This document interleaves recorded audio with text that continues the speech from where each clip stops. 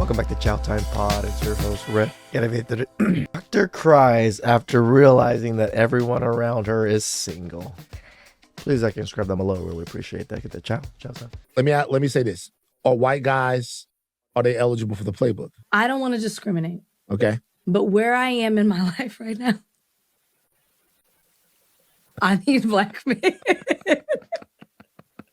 That's all I'm going to say. You won't turn your back on love. I believe it is out. Y'all got to give me some space for a second. Right. I need to come home for a little bit. You need to come home for a little bit. Okay. What does that mean? Right. To come home for a little bit? White guys off the table.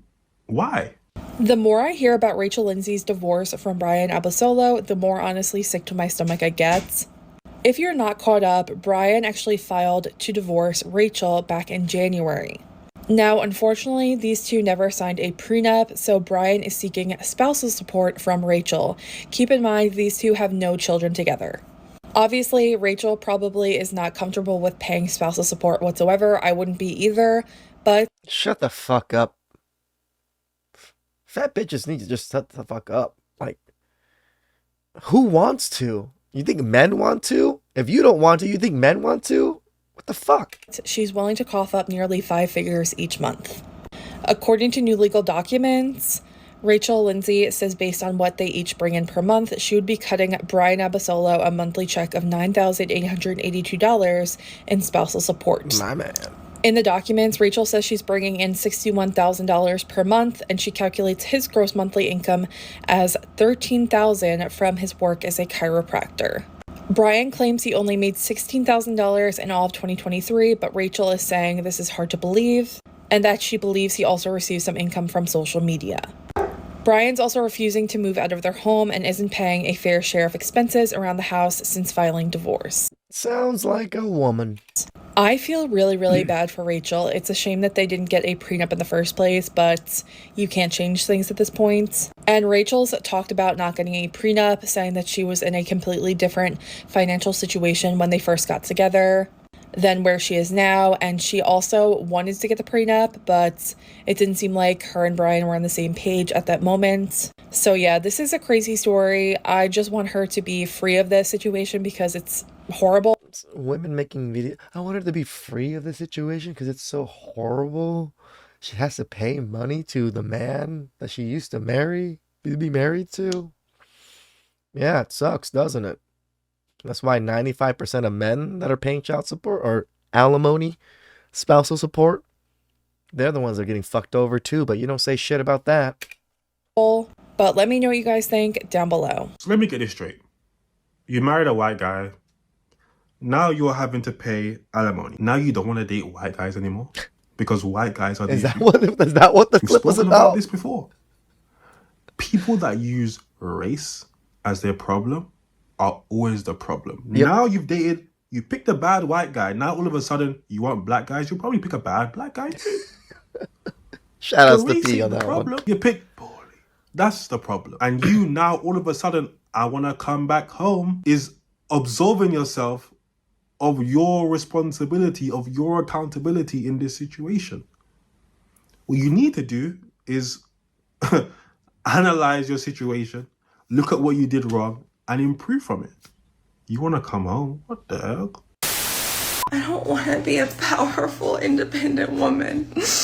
I don't want to try to fix my own refrigerator. I should be upstairs, doing a live, reading questions about if your exes are coming back. This is bullshit. Tired of being an independent woman. These videos just feel so wrong to me. Right. You'll only come into the realization that you need a man when you need something paid for or you need something fixed. You don't need a man. You don't sound like you need a man. You need a plumber. You need someone to pay your bills. Maybe you need a sugar daddy.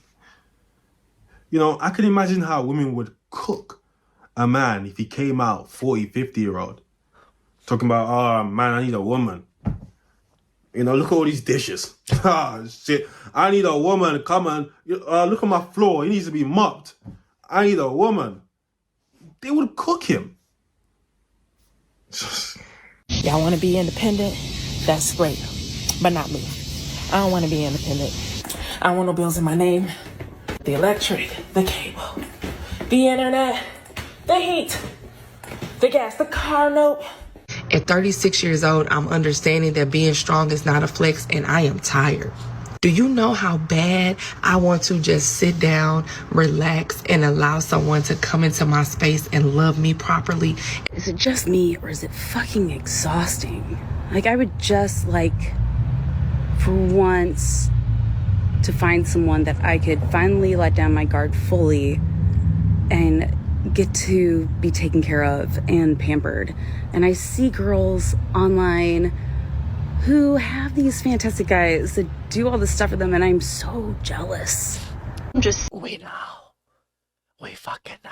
sick and tired of being the strong black woman. I love being strong. I love the fact that I'm strong, but I'm tired of it. Like, I'm tired. I want to change the narrative. Like, somebody change the narrative for me, please. Nope. Hello? I've always said this, okay? I do like being the bearer of bad news, and I'm going to give some bad news. It is too late.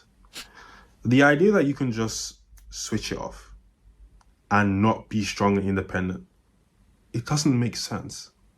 The idea that you, after 35, 36 years, will just be able to allow a man to have the sort of autonomy over you that will be required in order to have this soft, pampered life. Yep. You can't do it. Nope. You won't be able to do it. Even the way you're looking at not being a strong, independent woman anymore is selfish. And it says that you're not ready, because these women never speak about, I'm ready to cater for a man.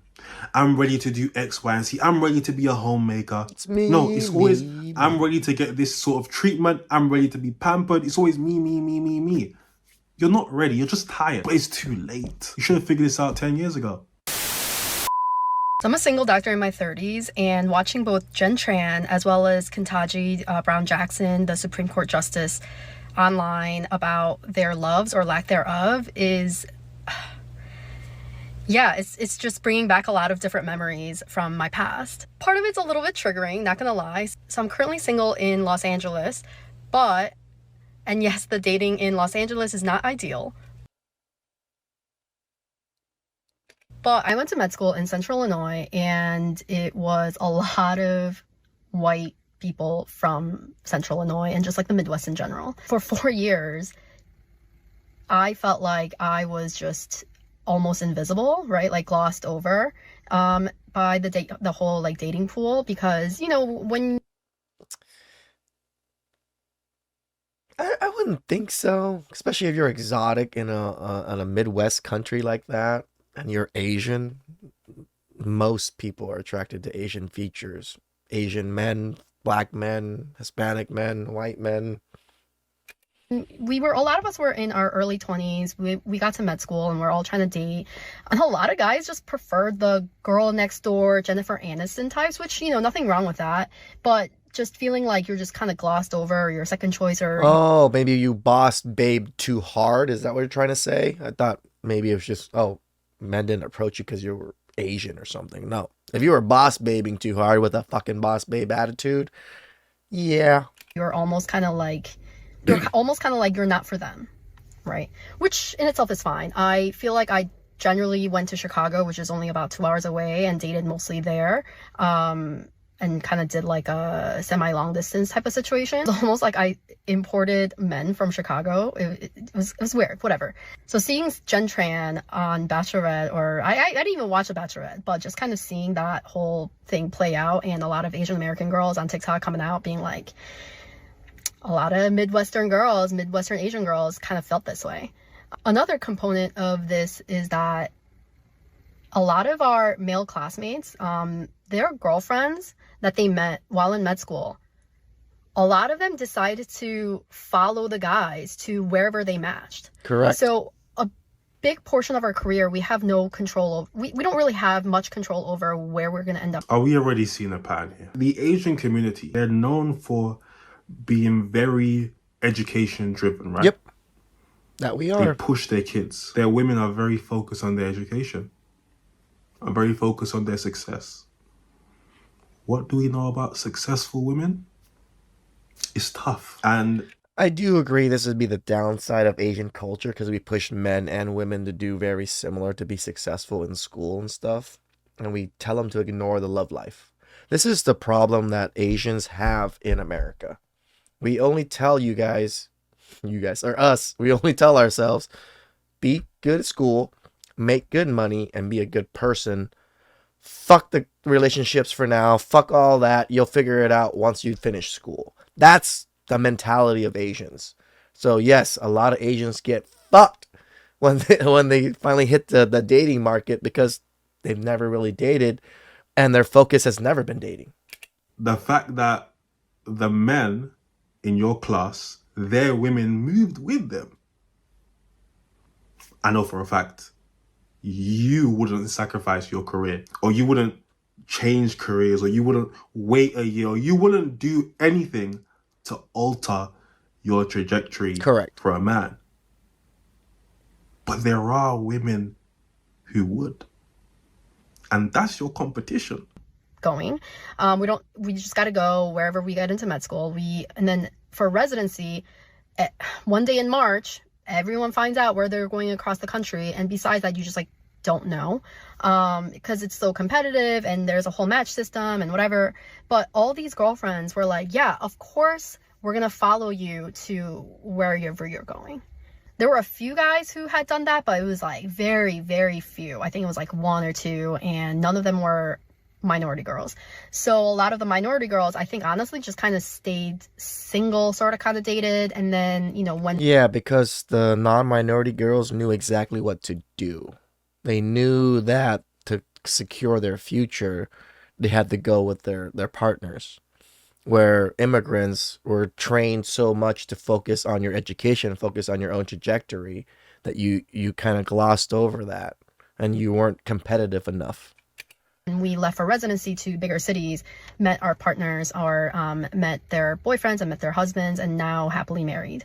And then during all this, I actually did date someone who was in another med school an hour away from me, who was a grade lower. And we dated when I had just turned fourth year. So the discussion of like, okay, what are we doing once, like, let's say if I match somewhere else for residency? And my thing was, I really want to go to New York. And the boyfriend at the time said, I'll come with you. I'll follow you. And I was very surprised and pleasantly surprised. I was kind of like, are you sure? And we were having this discussion. And then eventually it came about that what he meant was he'll follow me, but then we'd go back to Illinois. But my thing was, once I leave Illinois, I'll probably won't go back. So we broke up. And then during all of this, during med school, we came across a lot of women physicians who were in the surgical field or just a competitive field. And a lot of them were single. Even the non-surgical specialties, a lot of them were also single. It was almost like a given that female doctors at the time, this was like 10 years ago, was that you were going to be single because you chose this field. Correct. And that no man was going to. Just like how if I chose certain fields, probably most women wouldn't want to be with me just because of my job title or whatever it is. It's the same shit for you guys. Follow you. Oh my God. I didn't think I was going to get emotional for this, but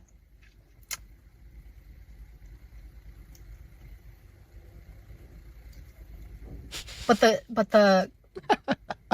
was almost like a given that the girlfriends of these med students would follow them, but it was almost a given that the men wouldn't for the girls. Of course. So seeing Dr. Kentaji Brown Jackson's husband, who's a physician himself, saying, I'll follow you wherever you need to go, which is let's move to DC because I believe that you will become the Supreme Court Justice. Seeing that love is just so heartwarming to me and like makes me hopeful that that's not real life though. That's not everyday life for most people. That's the problem that you're seeing. You're seeing a very niche-y, nuanced fucking couple here. Most men are not willing to give up their careers. Most men are not willing to give up their trajectory. Most women are not willing to be with men that are willing to give up their trajectory and careers to be with them, because that man doesn't have a spine majority of the time. Not just that, even the times are changing, right? Because I think I do see a lot of couples online, especially like the women med students and the women residents and the younger couples whose boyfriends and husbands do follow them, which is great to see. But throughout my med school, it was almost like a belief that that was not possible. And it's probably not possible for you, girl, because you still seem to think that you have that sliver chance. You're older now. You have such high-powered career that you're not even available to be normal shit. You're probably not going to be able to have kids properly either. So, yeah. That isn't love. I'm sorry to go ahead and tell you. Okay? You're in med school. You're meeting other guys in med school. They're as headstrong as you are.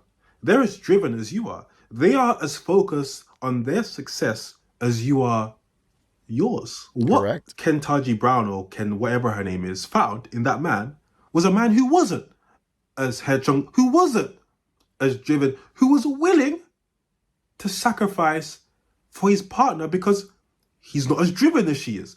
That's what you need to hope you can find. But it's difficult in your field.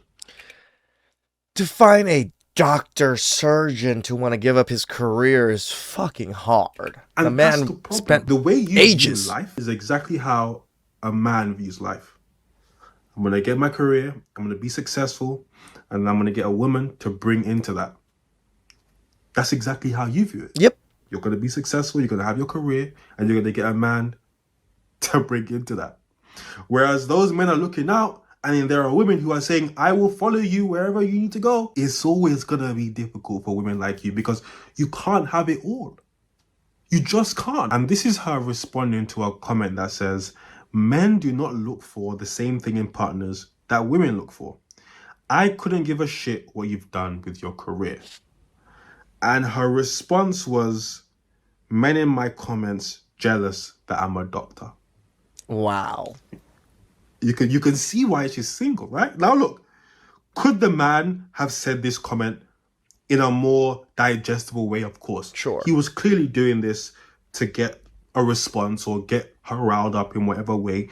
He didn't have to say he doesn't give a shit about her career, because if you're a doctor, you're a physician, that's notable. That's something to be respected. But he's right. The men that a woman like this will be looking for, your career, it's not like they won't care about your career, but it doesn't do anything. It's wonderful you're a doctor.